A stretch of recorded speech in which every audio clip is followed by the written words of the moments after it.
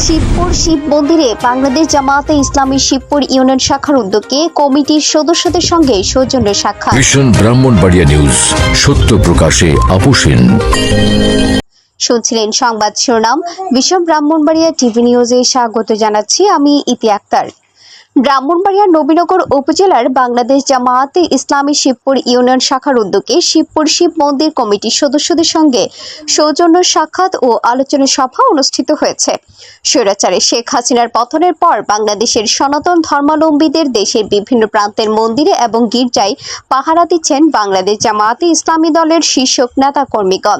তারই ধারাবাহিকতায় নবীনগর উপজেলায় বিভিন্ন মন্দির এবং গির্জার কমিটির সদস্যদের সঙ্গে সৌজন্য সাক্ষাৎ অব্যাহত রেখে যাচ্ছেন। তাই বুধবার বিকেলে শিবপুর শিব মন্দির কমিটির সদস্যদের সঙ্গে সৌজন্য সাক্ষাৎ ও আলোচনা সভা করে শিবপুরের সনাতন ধর্মাবলম্বীদের খোঁজ খবর নেন শিবপুর ইউনিয়ন শাখার বাংলাদেশ জামায়াতে ইসলামী দলের নেতাকর্মীগণ। উক্ত সৌজন্য সাক্ষাৎ ও আলোচনা সভায় বক্তব্য রাখেন বাংলাদেশ জামায়াতে ইসলামী জেলা কর্ম পরিষদ ও শুরা সদস্য মাওলানা নাজমুল আলম আরিফ, জামায়াতে ইসলামী নবীনগর পৌর আমির মুখলেসুর রহমান, জামায়াতে ইসলামী নবীনগর উপজেলা সহকারী সেক্রেটারি খুরশিদুল ইসলাম খুকন, নবীনগর পৌর সেক্রেটারি মাওলানা আমির হোসেন, উপজেলা কর্ম পরিষদের সদস্য মোহাম্মদ সৈয়দ হুসাইন, শিবপুর ইউনিয়নের সেক্রেটারি রহিস মিয়া, কায়তলা উত্তর সেক্রেটারি আব্দুর রশিদ, শিবপুর ওয়ার্ড সভাপতি মুখলেসুর রহমান, বিদ্যাকুট ইউনিয়নের সভাপতি ডাক্তার নূর মোহাম্মদ, নবীনগর ইসলামী ছাত্র শিবির সভাপতি ইয়াসিন আরাফাত, কায়তলা উত্তর ওয়ার্ড সভাপতি আবু হানিফ।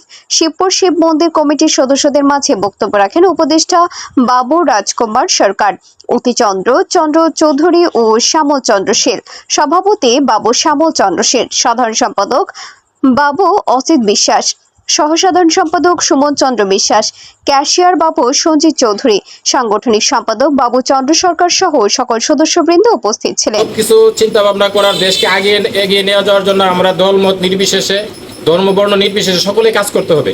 সকলে ঐক্যবদ্ধভাবে একে অপরের সাথে মিলেমিশে আমরা এই দেশটাকে উন্নতির দিকে নিয়ে যেতে হবে। আমরা এই দেশে জন্ম হয়েছি, 70-71 সালে বয়স। এই দেশে জন্ম হয়েছি, এই দেশে ওই মুসলিম বাড়িতে লই আমরা চলে আসছি। আরো ভবিষ্যতে আমরা চলবো। আমরা হানাহানি হুনাহুনি এগুলোর মধ্যে নাই। এই শিবপুর নাম হয়েছে শিববাড়ি দিয়া। আমি হিন্দু মুসলমান খ্রিস্টান বুঝি না, আমি শুনতে চাই তুমি প্রকৃত মানুষ কিনা, সে মানুষ শুনে জন্মগ্রহণ করেছে কিনা, এই হলো প্রকৃত কথা। অনেকেরই ধারণা ক্লিয়ার না, ভুল বোঝাবুঝি আছে। আসলে আমরা একটাই পরিচয়, আমিও বাংলাদেশের নাগরিক, বাংলাদেশের নির্দিষ্ট থেকে ধরে যত সম্প্রদায় আছে সবাই বাংলাদেশের নাগরিক। অর্থাৎ আমাদের একটাই পরিচয়, আমরা বাংলাদেশি বা বাঙালি। এই বাঙালি পরিচয় দিয়ে আমাদের এই জাতিগত ভেদাভেদ দূরীভূত করে আমরা আজকে এই বৈষম্য বিরোধী আন্দোলনের সফলতা অর্জনের জন্যই আমরা সকলে ঐক্যবদ্ধ হয়ে কাজ করব। আর আমাদের যে আসলে সংখ্যালঘু যারা আছে সবাই তো একটা আতঙ্ক কাজ করেই সবসময় করে আসছে। তবে আমাদের এই শিবপুর ইউনিয়নে প্লাস এই পার্শ্ববর্তী ইউনিয়নগুলো সহ দীর্ঘ আরও তো অনেক আন্দোলন গেছে, ভাঙচুর লুটপাটিটা বিভিন্ন জায়গায় হয়েছে, কিন্তু আমাদের এই অঞ্চলে আজও পর্যন্ত হয় নাই। আর আমাদের শিবপুরে আসলে বাবরি মসজিদ আমল থেকে ধরে অনেক কিছু হয়েছে, কিন্তু আমাদের আসলে এরকম পরিবেশ সৃষ্টি হয়েছে না। আমরা সবাই তো ভাই ভাই হিসাবে চলছে, বা আজও পর্যন্ত এই ভাতৃত্ব বন্ধনটা আছে, এরকম আমাদের হয় নাই। এই শিবপুর ইউনিয়নের মধ্যে একটাই প্রতিষ্ঠিত মন্দির আমাদের শিব মন্দির।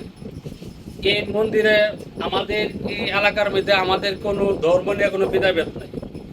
আমরা এই দেশের জন্ম, আমরা কোনো বার্মার থেকে আসি নাই, আমরা কোনো পাকিস্তান তো আসি নাই, আমরা কোনো ইন্ডিয়ার তো আসি নাই। আমরা এই বাংলাদেশের জন্ম, আমার বাপ দাদা 14 গোষ্ঠীর দেশের জন্ম।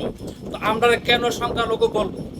আমরা চাই সকল ভাইদেরকে, হিন্দু মুসলমান খ্রিস্টান সবাইকে নিয়ে একসাথে এক পাতিলে ভাত খাওয়ার জন্য, এক পাতিলে বসবাস করার জন্য।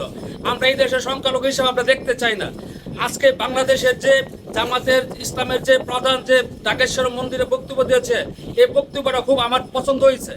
এবং ডক্টর ইউনূস যে প্রধান উপদেষ্টা, ওনার যে বক্তব্য দিয়েছে, ওনার বক্তব্য আমার খুব পছন্দ হয়েছে। আমরা এই বিগত এত বছর যাবৎ আমরা এই দুর্গাপূজা করি, এই দুর্গাপূজার মাধ্যমে কোনো ছুটি দেয় না সরকারে। ডক্টর ইউনূস এবং সবাই বলছে 3 দিনের ছুটি ঘোষণা করার জন্য, এবং এই বর্তমান সরকারে বলছে এটা আমরা দেখব। 3 দিন না পারি 2 দিন হলো পর পর, এতে আমাদের মন অনেক খুশি, অনেক আনন্দিত। আল্লাহ রসুল এসে ঘোষণা করছেন আজকের থেকে ধর্মীয় লোক যদি জ্বর জেজিয়া বা কর দেয়, ট্যাক্স দিয়ে যদি এদেশে বসবাস করে, তার প্রতি ইঞ্চি মাটি রক্ষা করা সে দেশের মুসলমানদের নৈতিক দায়িত্ব। এই নৈতিক দায়িত্ব যদি ব্যর্থ হয়, সরকার ব্যর্থ, যারা রাষ্ট্রীয় ক্ষমতায় থাকবেন তারা ব্যর্থ, যেহেতু আপনাদের কর দেওয়া ট্যাক্স দিয়ে আপনারা এই দেশে থাকতেছেন, নাগরিক হিসাবে প্রতিটি ইঞ্চি মাটি রক্ষা করা তাদের নৈতিক দায়িত্ব। তা আমরা এত বছর পরে আজকে কেন শঙ্কায় থাকবে আমার ভাইয়েরা? যে ভাইয়েরা ঘুম থেকে উঠলে আমরা একসাথে বাজার করি, ওদের বাজার থেকে আমরা দোকানপাটে দোকানদারি করি, ব্যবসা বাণিজ্য থেকে শুরু করে বিয়ে শাদীতে আমরা দেখেছি যে আপনাদেরকে বাদ দিয়ে কি বিয়ের অনুষ্ঠান হয় না? আপনাদের জন্য আলাদা, এবং আপনাদের অনুষ্ঠানও আমাদেরকে দাওয়াত দেয়। আপনারা জানেন যে আপনাদের কিছু খাবার আমরা খাই না, আপনারা আলাদা আমাদের জন্য কি করেন? খাবারের ব্যবস্থা করে। এই যে আমরা এক দেশের একই নাগরিক। সবশেষে আমি আপনাদের কাছে উদাত্ত আহ্বান রাখবো, আসুন আমরা সাম্প্রদায়িক সম্প্রীতির এই বন্ধনকে আমরা একটা জায়গায় নিয়ে আসি। আগামী দিনে আমরা এমন একটি দেশে, যেটা আমিরে জামাত বাংলাদেশ আমিরে জামাত বলেছেন, সংখ্যালঘু শব্দটা উঠাই দিতে চাই আমরা। এটা সংবিধানের সংখ্যালঘু থাকবে না, কেন থাকবে? আজকে ওনারা তো ভারত যান নাই দেশ স্বাধীনের পরে, এই দেশের মায়ার বন্ধনে থেকে গেছেন। আমাদের লজ্জা থাকা উচিত যে মানুষগুলো এত নির্যাতন তখন হয়েছে, আমাদের গ্রামের কিছু হিন্দুদেরকে সম্পদগুলো রেখে তারা বিদায় করে দিয়েছেন। এরপরও আপনারা তো এই দেশ ছেড়ে যান নাই, তাহলে স্বাধীনতার এত বছর পরে কেন এই জুলুম নির্যাতন হবে? এটা হয়তো বলছিলাম, ভোলা পানিতে কিছু মানুষ মাছ শিকার করতে চায়। আমরা এই কুচক্রী মহলের কালো হাত ভেঙে দিতে চাই আপনারা, এবং আমরা বলতে চাই আমরা সবাই এক, সাম্প্রদায়িক কোনো না। এবং ডক্টর ইউনূস তিনি বলেছেন, আপনারা দেখেন, একটু ধৈর্য ধারণ করেন, আমার থেকে যদি সুবিচার না পান আমি একটা সময় চালিয়ে যাই, আপনারা দেখবেন। আশা করি এটাই আপনাদের সুবর্ণ সুযোগ। এই সময়ে আপনাদের বেঁচে থাকার অধিকার, কথা বলার অধিকার, অর্থাৎ আমরা নাগরিক হিসাবে যে অধিকার রয়েছে, আপনাদের প্রত্যেকটি কাজে সেম অধিকার রয়েছে, কোনো বিন্দু পরিমাণ ব্যবধান নাই। আপনারা নির্বাচন করতে পারবে।